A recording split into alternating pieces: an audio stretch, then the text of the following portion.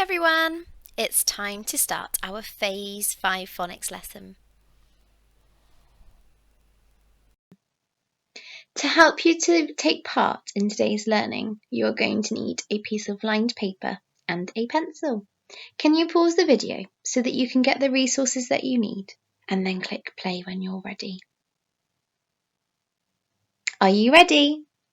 We're going to start by recalling all of the sounds that we have learnt so far. Can you tell me each sound as clearly as you can?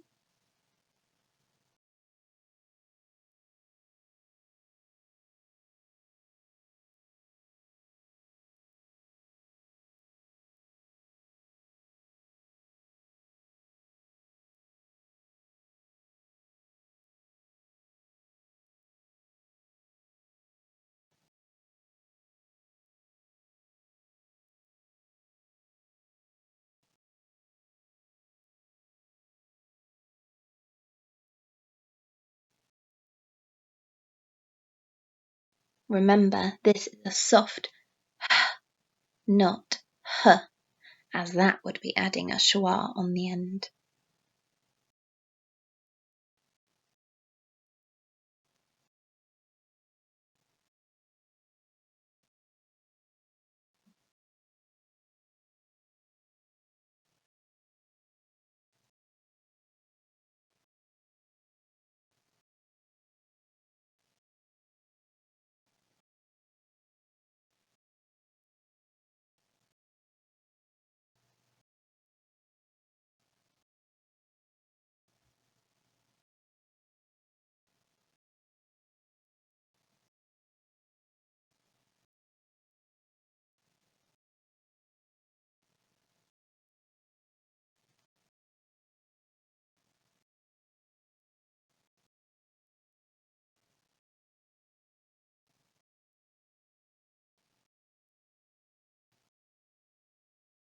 This is the digraph that we remastered yesterday.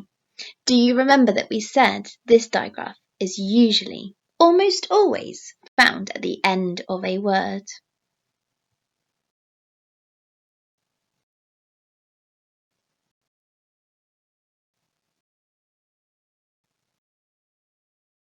Well done, everybody. We're going to read some common exception words now. These are words that we read and write a lot. Remember, look out for those phonic clues to help you, but watch out for those tricky parts. If you need a bit more thinking time, just pause the video, and then when you're ready, you can click play.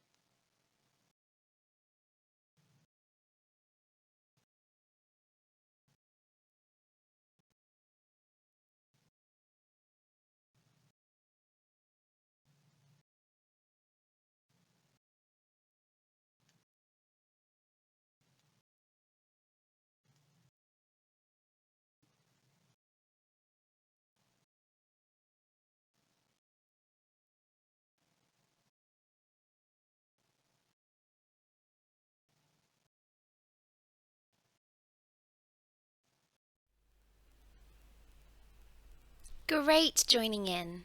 It's time to have a look at today's new learning now. Our new common exception word is the word were. You might have spotted this in some books before. Can you repeat after me? Were. Were. Were. Fantastic. Well done. Let's use our phonics and see if we can sound out this word. I've spotted a digraph in the middle of this word from my Phase 3 learning. Were. Does that sound like the word were? What is the tricky part? Yes, the E on the end is tricky, isn't it? It's not making an sound in were. We cannot hear it. But I could hear w, and I could hear the digraph as well. So we can use that to help us. So we need to remember that this is the word were. Now, let's take a look at today's new learning, our new grapheme.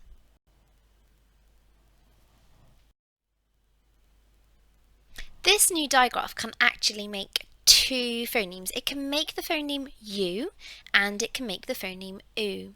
Today we'll focus on the phoneme U. It sounds like the word you, doesn't it? You might use the word you quite often when you're talking. Which two letters make up this digraph?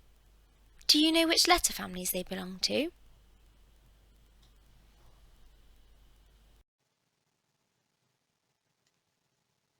U is a ladder letter.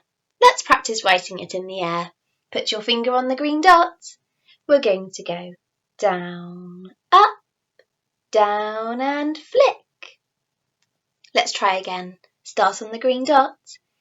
Down, up, down and flick. The E belongs to the curly caterpillar family. It's a curly caterpillar letter. Can you see it goes around in a curve? Let's start on the green dot and form it together. We're going to go up, around and down. Let's do that one more time. Start on the green dot. Up, around and down. We're going to practice writing this on our paper now. Put your tip of your pencil in between two lines. Follow my instruction to form the U. Down, up, down and flick. Excellent. And now the E. Up, around and down. Are both of your letters sitting on the line? And are they both the same height as well? Pause the video and practice mastering this digraph. Then click play once you're ready.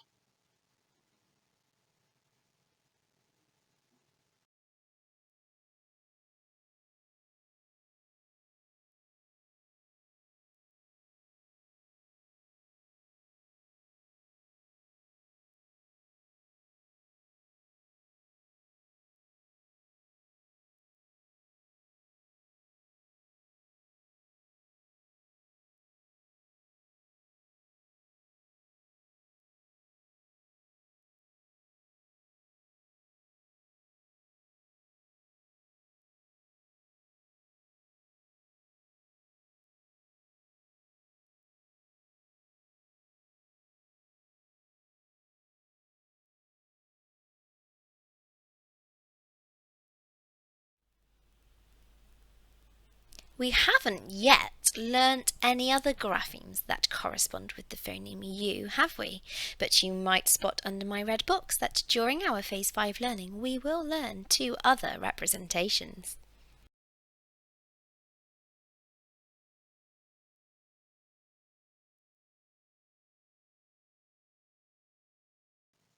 It is time for us to practice reading some U words. Use your phonic clues to sound out and blend each word. Click pause and then click play once you have read them all. Did you read all of the words? The first is Q, the next is argue, then avenue. This polysyllabic word is a word for a street that is lined with trees. The next word is fuel. That's a material that's burned to produce heat or power, to help us to drive cars, for example. The next word is tissue.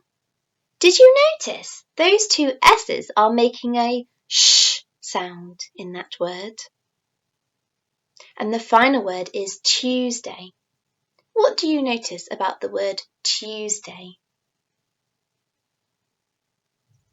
It begins with a capital letter because it is a proper noun. All of the days of the week begin with capital letters.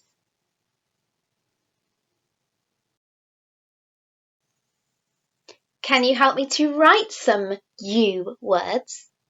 The first word is a word we use for one's judgment of what is important in life, the principles you have. Those are your values. The word we're going to write is value. Let's stretch it out together.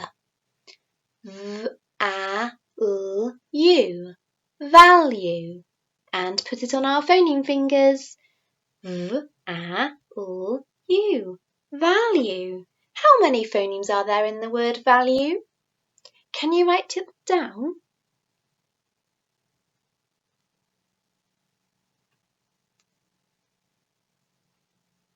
Remember, we are spelling the U digraph with a U and an E today.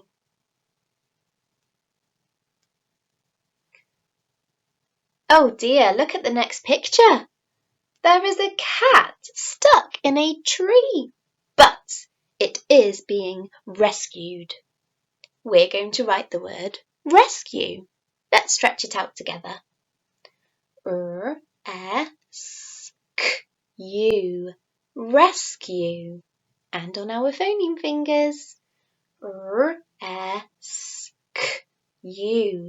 Rescue. Wow, how many phonemes are there in this word? Can you write it down?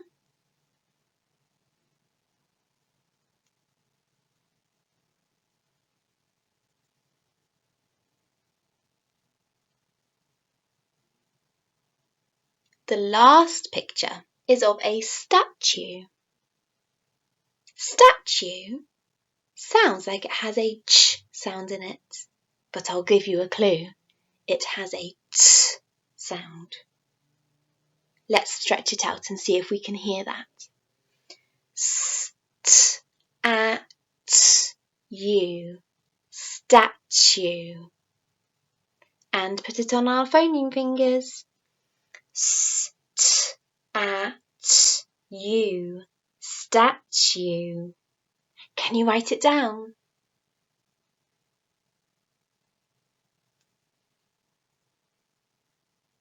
Have you noticed something that is the same about the spelling of all of these words?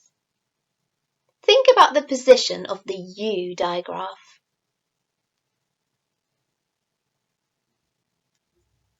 We're going to check our spellings now. If you're not ready, just click pause and click play once you are ready.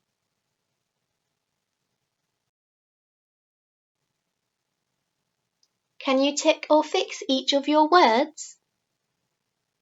Did you notice the pattern? The U digraph is at the end of all of these words. That's because it is very often at the end of a word.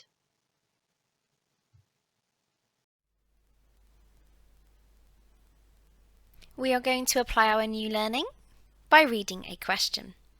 This question has got our new common exception word in it, and it has 2 words containing our new grapheme. Can you circle the common exception words in this sentence? Can you underline with your finger the new U digraph?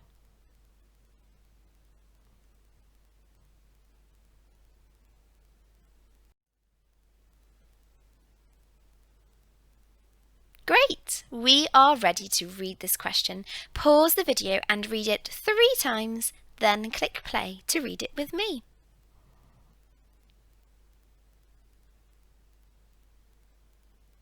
Well done for reading that question 3 times. That really helps with our fluency because we won't need to sound it out quite so much the second or the third time.